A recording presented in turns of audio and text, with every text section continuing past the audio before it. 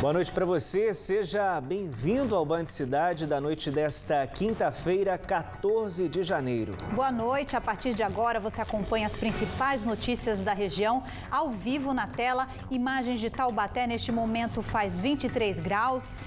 Confira agora os destaques desta edição. Hospitais da região sentem o impacto do pico da Covid-19. Taubaté hoje chegou a 100% dos leitos ocupados. Em Aparecida, a Santa Casa amplia leitos, mas mesmo assim está com 100% de ocupação. Os pacientes graves precisam ser encaminhados para cidades vizinhas. Mais perto da vacina, governo federal garante a prefeitos da região que a campanha contra a Covid-19 começa na próxima quarta-feira. Avião que vai buscar as doses na Índia deve sair amanhã de Viracopos, em Campinas. Criminosos rendem uma pessoa e invadem mercearia em Taubaté. As câmeras de monitoramento flagraram toda a ação.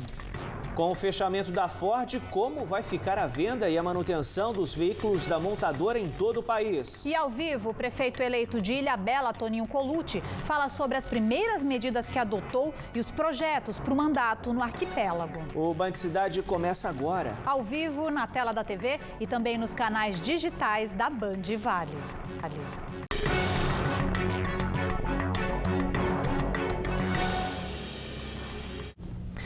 Taubaté alcançou hoje 100% de ocupação de todos os leitos destinados à Covid-19. O município soma 11.970 casos de coronavírus e 222 mortes. Em Pindamonhangaba, a ocupação das UTIs da rede pública e privada chega a 93%. E desde o fim de semana, a Santa Casa de Aparecida vive ocupação total também de leitos de Covid. O hospital, que tinha 20 vagas, criou mais 25 em outras dependências do hospital para atender a demanda e também transferiu pacientes para outras unidades do Vale do Paraíba. Do total de leitos destinados à doença, 10 são para moradores de Aparecida e 16 divididos entre outras cidades do Vale do Paraíba. Além da preocupação com a infraestrutura de atendimento aos pacientes de Covid em Aparecida, quem precisa de outros serviços de saúde também foi impactado, já que metade das cirurgias eletivas precisaram ser adiadas. O povo acha que tudo isso é uma política, mas não é. É a realidade que está acontecendo, porque eu estou com a minha mãe, de 78 anos aqui, o estado está crítico aqui, os leitos estão todos cheios. Faz uma semana que a Santa Casa de Aparecida está com 100% de leitos ocupados. Resultado, o hospital teve que reduzir em 50% as cirurgias eletivas e também transferir pacientes para outras cidades. Hoje a Santa Casa disponibiliza de 20 leitos que ficam à disposição do Covid, sendo 10 deles com suporte ventilatório, como se fosse uma semi-UTI, e 10 de enfermaria, né? Hoje, infelizmente, nós estamos aí ocupando 25 leitos, precisamos fazer uma adaptação de 5 leitos em outra enfermaria, e os pacientes graves que necessitam de UTI, assim que eles chegam aqui, eles são inseridos na CROSS e a gente conta com a ajuda dos municípios vizinhos para aceitarem esses pacientes. Para a administração do hospital, este cenário é consequência das aglomerações nas festas de final de ano. Realmente o vírus ele se disseminou de uma forma indesejada, atingindo um grande número de pessoas. Então hoje, possivelmente, a gente está fazendo, né, a colheita aí dessas atitudes erradas que muitos tiveram, das aglomerações, causando esse grande número de casos de Covid aqui na região. Enquanto isso, a população que depende do serviço de saúde sofre com a situação. Muito sacrificado para a gente e para o pessoal que trabalha aí, que eles fazem das tribos coração para ajudar a gente. Aqui estou internado meu sogro, minha sogra e meu cunhado. Tudo com Covid, né? Mas eles estão de alta, eu vim buscar eles, graças a Deus. A gente tem que se cuidar, né? Não tá brincadeira, não. Assim como Aparecida, outras cidades do estado também estão com aumento de ocupação de leitos de UTI. Por isso, o governo estadual vai antecipar a reclassificação do Plano São Paulo, que aconteceria no dia 7 de fevereiro e será na próxima sexta-feira. E mesmo com ocupação de 100% de leitos na cidade, um possível retrocesso de fase é visto com preocupação pelo prefeito, já que o município tem 103 milhões de dívidas ativas. A gente tem que ter sensibilidade, né, em relação à Covid, a gente está acompanhando, patrulhando, mas existe um outro lado, que é esse socioeconômico, onde as pessoas estão vivendo muita dificuldade, não se paga impostos aqui em Aparecida há meses. Eu tenho hoje 103 milhões de reais de dívida ativa, são valores assim assustadores, e então eu torço e peço ao Deus Pai Todo-Poderoso, a Nossa Senhora Aparecida, que ela seja intercessora, que a gente possa encontrar o caminho da estabilidade e, com isso, o caminho do avanço da nossa economia e, socialmente, a vida das pessoas vai melhorando cada vez mais. E o ministro da Saúde, Eduardo Pazuello, disse hoje, durante um encontro virtual com prefeitos do Brasil inteiro, que o país pode iniciar a imunização contra a Covid-19 já na próxima quarta-feira. Se aprovadas pela Anvisa, as vacinas da Oxford e da Sinovac devem somar 8 milhões de doses que vão ser utilizadas na campanha nacional de imunização. Na região, secretarias de saúde já correm para preparar os locais para armazenamento e distribuição das doses. Quem conversa ao vivo com a gente traz mais detalhes é a repórter Caroline Rossazzi. Oi, Carol, boa noite. Olá, boa noite a todos. O encontro foi articulado pela Frente Nacional dos Prefeitos. O ministro da Saúde, Eduardo Pazuello, disse que o início da vacinação contra o coronavírus depende da aprovação das vacinas pela Anvisa, o que deve acontecer nesse domingo. Amanhã, um avião da Companhia Aérea Azul decola para a Índia para buscar 2 milhões de doses da vacina de Oxford, que foi comprada pelo governo federal. O Ministério da Saúde conta também com 6 milhões de doses da vacina Coronavac, que foi produzida na China em parceria com o Instituto Butantan.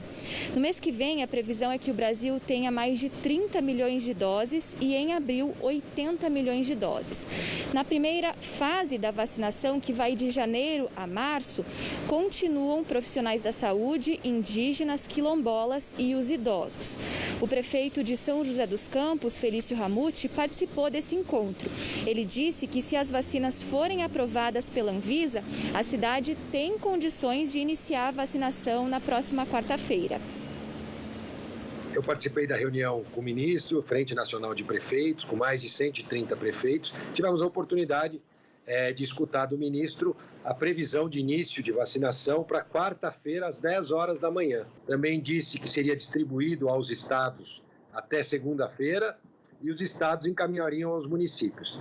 Disse também o ministro que a distribuição vai ser de forma equitativa, ou seja, 75% da vacina do Butantan e 25% da vacina da Fiocruz. Portanto, estamos nos preparando para quarta-feira, às 10 da manhã, estar fazendo a nossa parte, a parte do município. Nós temos 700 mil seringas em estoque já para vacinar tanto na fase 1 quanto nas demais fases. São José dos Campos tem todas as condições técnicas, operacionais e de know-how para fazer a melhor vacinação do Brasil na nossa cidade. O prefeito de Cruzeiro, Thales Gabriel, também falou sobre a possibilidade de antecipação do início da vacinação contra o coronavírus. Vamos ver. É importante que tanto o Estado quanto o governo federal possam obter as autorizações da Anvisa, para que nós, quanto municípios, possamos iniciar as campanhas. É importante frisar que a cidade de Cruzeiro ela já está sendo preparada para poder iniciar a campanha de vacinação, para que possa ser descentralizado nos postos de saúde, com equipamentos e também com o nosso pessoal treinados para tanto. O que vai realmente resolver o problema e minimizar esses impactos serão, sem dúvida nenhuma, a aplicação das vacinas. E é por isso que estamos muito esperançosos e otimistas para que ainda nesse mês de janeiro nós comecemos a aplicação da vacina do coronavírus. Em Taubaté, uma mercearia no residencial Sítio Santo Antônio foi assaltada na noite desta quarta-feira. O circuito de segurança registrou o crime. Os suspeitos renderam o irmão do proprietário da loja e entraram no local. Eles levaram R$300, um celular, maços de cigarro e 2 veículos das vítimas. Um dos carros foi abandonado nas proximidades do estabelecimento, pois o sistema de alarme desligou o motor. Ninguém ficou ferido. A Polícia Civil investiga o caso. Agora vamos falar do tempo, Otávio, porque o dia hoje em Campos do Jordão foi de muito trabalho para a Defesa Civil. 12 famílias ficaram desalojadas após a chuva da noite desta quarta-feira. Várias ocorrências foram registradas na cidade. Em São José dos Campos, uma casa foi interditada no Jardim Paulista por risco de desabamento após uma parede ruir. 2 famílias tiveram que ser retiradas do local. Informações com Luiz Eugênio. Boa noite. Boa noite a todos. Como a Defesa Civil já havia alertado no início da semana, chuvas fortes castigaram a região.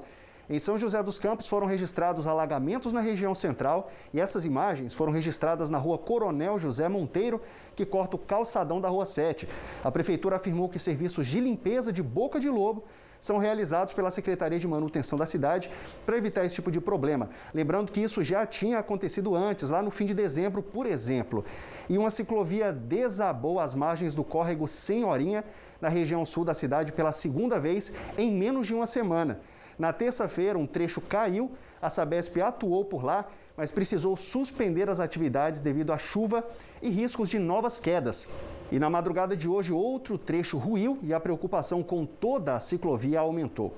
Além da Sabesp, também atuam lá no local secretarias da Prefeitura e Defesa Civil, que avalia se há comprometimento dos imóveis ao redor. E o Corpo de Bombeiros atuou nesta manhã para retirar uma árvore que caiu sobre a rede elétrica e atingiu o telhado de uma casa lá na rua Corifeu de Azevedo Marques, no Jardim das Indústrias. Ninguém se feriu. E em Campos do Jordão, 12 pessoas ficaram desabrigadas após um deslizamento de terra na Vila Sodipe. 5 ocorrências do tipo foram registradas pela Defesa Civil de ontem para hoje. E no bairro Vila Ferraz, a quebra de uma tubulação causou a interdição de 10 casas que foram atingidas pelo alagamento. Foram registrados ainda a queda de muro de árvore lá no bairro Vila Albertina. Ninguém ficou ferido nessas ocorrências também. O alerta da Defesa Civil indicava fortes chuvas entre terça-feira e quinta-feira, ou seja, hoje. Luiz Eugênio para o Band Cidade. E os finais de tarde continuam críticos para ocorrências de chuvas volumosas na região. E são essas pancadas de chuvas concentradas num curto período que preocupam para os riscos de deslizamentos e alagamentos. Os detalhes da previsão com a Samanta Linhares da Somar. Boa noite, Samanta. Olá, muito boa noite a todos. A frente fria que atuava sobre o estado de São Paulo já se afasta, mas a condição de chuva se mantém. No Vale do Paraíba, nesta sexta-feira, o sol aparece um pouco mais, a chuva ocorre mais ao fim do dia, em forma de pancadas com trovoadas, principalmente nos pontos mais altos. Amanhã em Taubaté, o dia começa com 19 e a máxima é de 28 graus, com previsão para pancadas de chuva. No sábado, os acumulados de chuva diminuem um pouco e a máxima alcança os 27 graus. Em Ubatuba, nesta sexta-feira, também tem condição de chuva, mínima de 23 e máxima de 27 graus. No sábado, a chuva também diminui um pouco com relação aos volumes e a máxima alcança os 28 graus no litoral norte de São Paulo.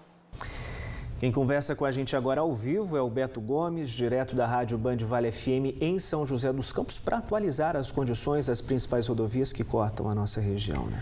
Beto, boa noite. Como é que está a situação para quem segue para o litoral? Tamoios ainda tem risco de interdição por causa do volume de chuvas? Boa noite, Otávio. Boa noite, Débora. Boa noite a todos que acompanham a Band. Todo mundo olhando para cima ali. Aquele índice pluviométrico que não pode ultrapassar os 100 milímetros e todo mundo na expectativa de que a chuva dê uma trégua e então não haja mais uma interdição por ali, dificultando bastante a vida do motorista. Por enquanto, trânsito liberado. Para subir ou para descer ali no trecho de Serra da Tamoios, não há nenhum trecho com interdição, não. O trânsito segue calmo, inclusive a dificuldade é mesmo em relação à visibilidade por causa da chuva. Tanto na Tamoios como na rodovia Oswaldo Cruz. Chove bem pouquinho na Tamoios, mas chove. A rodovia Presidente Dutra é que tem agora 2 ocorrências de acidente. Ali no trecho de Cachoeira Paulista, sentido Rio de Janeiro, tem uma ocorrência no quilômetro 35 entre 2 veículos, uma no quilômetro 37 entre veículo e caminhão. E lá no quilômetro 94, trecho já de Pindamonhangaba, também sentido Rio, da rodovia Presidente Dutra, outra ocorrência de acidente. Ali um caminhão deu L no meio da rodovia, atrapalha a passagem também. Então, ao motorista, muito cuidado, porque a pista está molhada, escorregadia, visibilidade ruim e várias ocorrências de acidente vêm acontecendo. É aquela receita. Cuidado redobrado e velocidade reduzida para você passar sem grandes complicações. Nos outros trechos, apesar de trânsito intenso, não há grandes complicações, não. Voltamos com vocês. Valeu, Beto, pelas informações. Bom trabalho para você aí na Band Vale FM. Valeu, até amanhã. E depois do intervalo, com quase 4 mil casos de coronavírus confirmados, o desafio da nova gestão à frente de Ilhabela, no litoral norte, para frear o avanço da doença na cidade. No estúdio, o prefeito Toninho Colucci conversa com a gente e faz um panorama das ações da atual administração. Imagens ao vivo agora de Caraguatatuba, no litoral norte. Os termômetros marcam 26 graus na cidade, a entrada de Caraguá pela rodovia dos Tamoios. Hora certa para você, agora 7 horas e 5 minutinhos. Você continua com a gente até 7h20, estamos juntos aqui no Band Cidade.